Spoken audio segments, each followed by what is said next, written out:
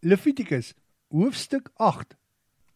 Die Here het verder vir Moses gesê, jy moet vir Aaron, sy seuns, die klere, die salfolie, die bil vir die sondeoffer, die 2 ramme, asook die mandjie met ongesuurde brood vat tot by die ingang van die tabernakel. Al die Israeliete moet ook daar by mekaar kom. Moses het presies gedoen wat die Here hom beveel het. Die hele gemeenskap van Israel het voor die ingang van die tabernakel byeengekom. En Moses het vir die vergadering gesê, die Here het my beveel om die volgende te doen. Toe het Moses vir Aaron en sy seuns laat nader staan. Hy het hulle met water laat afspoel.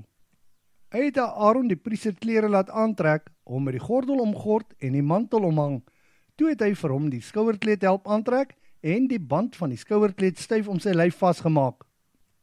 Daarna het hy vir hom die borstas aangesit. Die Urim en Thummim het hy binne in die borstas gesit. Moses het die tulband op Aaron se kop gesit en die goue blom aan die voorkant van die tulband geheg, presies soos die Here hom beveel het. Toe neem Moses die salfolie en salf die tabernakel met alles wat daar binne was. Hy het dit ook geheilig.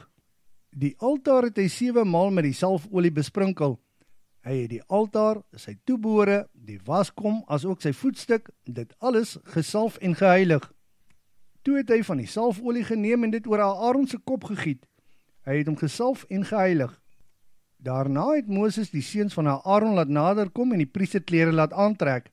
Toe het hy hulle met die gordels omgordel en hulle kopdoeke omgebind, presies soos die Here vir Moses beveel het. Moses het die bil vir die sondeoffer laat naderbring. Toe plaas Aaron en sy seuns hulle hande op die dier se kop. Moses het die bil geslag. Hy het van die bloed geneem en dit reg rondom aan die horings van die altaar gesmeer met sy vinger en dit gereinig. Die res van die bloed wat oorgebly het, het hy teen die voetstuk van die altaar uitgegooi. Op hierdie manier het hy daarvoor versoening gedoen en dit geheilig.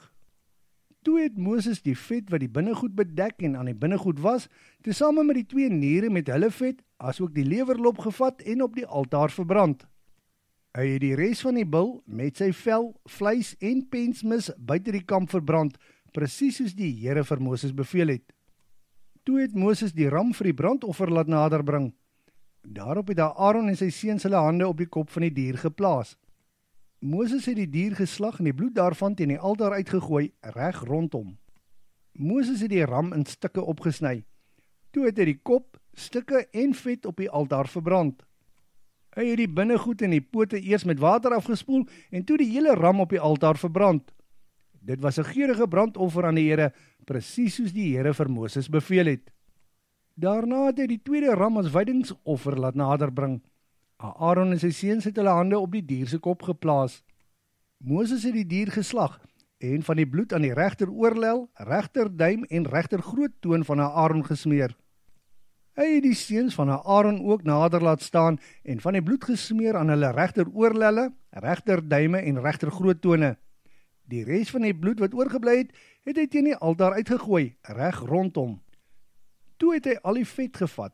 Dit is die vetstert, die vet van die binnegoed, die lewerlop, die 2 niere met hulle vet en die regterbout.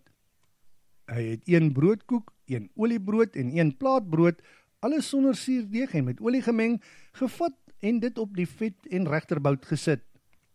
Toe het hy dit op Aaron en sy seuns se hande gesit en dit as 'n beweegoffer heen en weer laat beweeg in die teenwoordigheid van die Here. Daarna het hy dit van hulle hande afgevat en dit bo op die brandoffer verbrand as 'n geurende wydingsoffer aan die Here.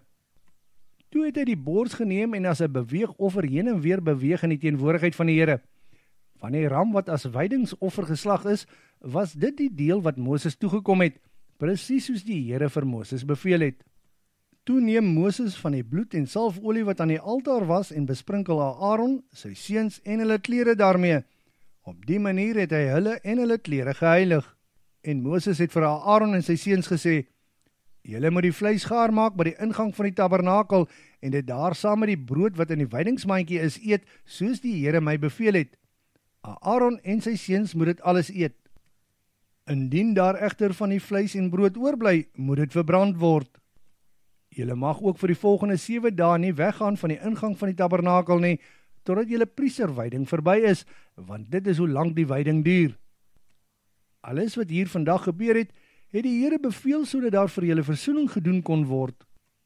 Vir 7 dae lank, dag en nag, moet julle net hier by die ingang van die tabernakel bly en alles doen wat die Here julle opdra om te doen, sodat julle nie sterwe nie. Dit is wat die Here my beveel het. Aaron en sy seuns het alles presies gedoen soos wat die Here vir Moses beveel het.